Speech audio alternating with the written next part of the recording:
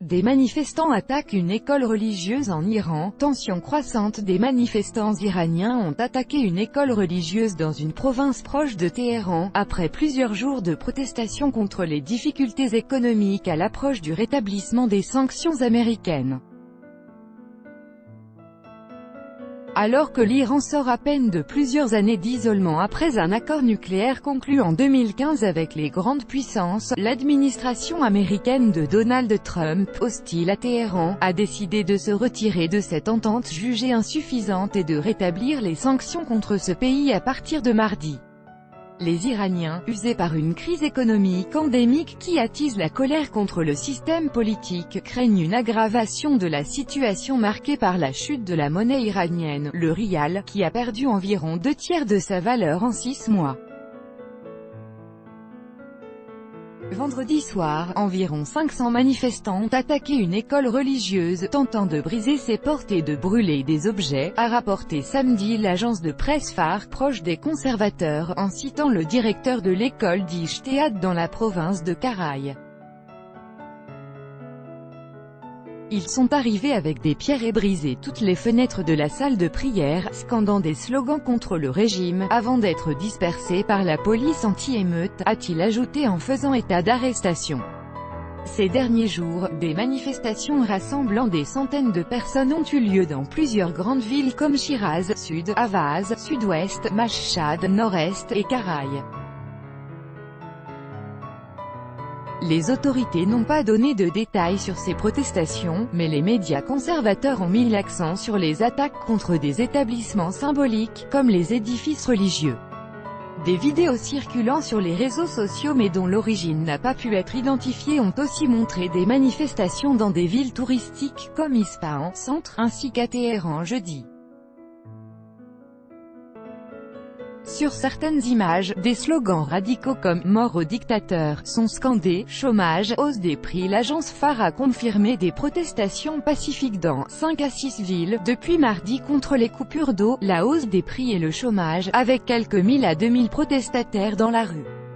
Mais, un groupe de gens s'est faufilé parmi les manifestants pour crier des slogans politiques, comme « Mort au dictateur », a-t-elle dit. Cela fait partie, selon l'agence, d'un complot planifié par les États-Unis, Israël et l'Arabie Saoudite, pays ennemis de Téhéran, pour exploiter les tensions économiques en Iran. Un homme retire des rials iraniens d'un distributeur de billets à Téhéran, le 31 juillet 2018. Copyright AFP, attaque AENAR. Les médias étrangers sont interdits de couvrir les manifestations non autorisées, donc il est impossible de vérifier ces informations. Quoi qu'il en soit, les images des protestations suggèrent que ces manifestations n'ont pas l'ampleur des troubles de décembre et janvier, quand au moins 25 personnes avaient été tuées dans des protestations qui avaient agité des dizaines de villes.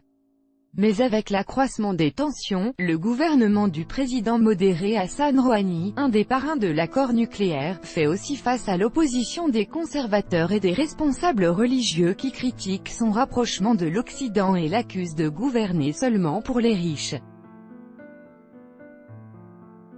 Le site d'information conservateur Com News a publié une vidéo d'une manifestation à Mashhad après la prière de vendredi, au cours de laquelle un dignitaire religieux accuse des responsables politiques de « ne pas se soucier des problèmes du peuple ». La plupart ont 2 passeports et leurs familles vivent à l'étranger.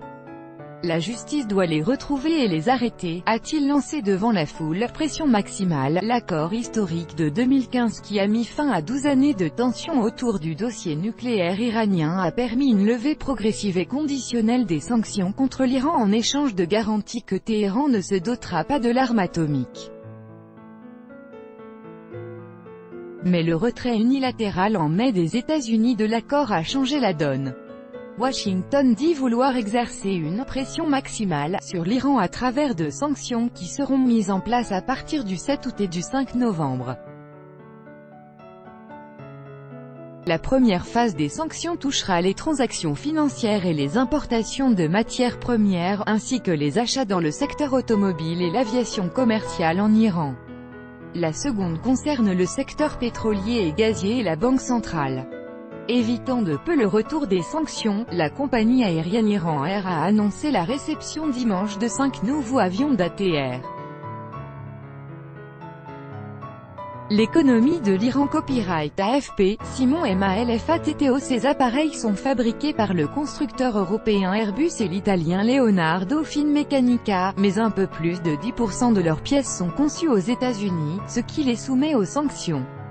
L'isolement économique empêchait, entre autres, l'Iran de renouveler sa flotte d'avions vieillissants qui selon lui mettaient des vies en danger. Bien que de petites entreprises étrangères se soient engagées à contourner les sanctions américaines, des multinationales comme les françaises Total et Peugeot et l'allemande Siemens ont annoncé leur intention de se retirer.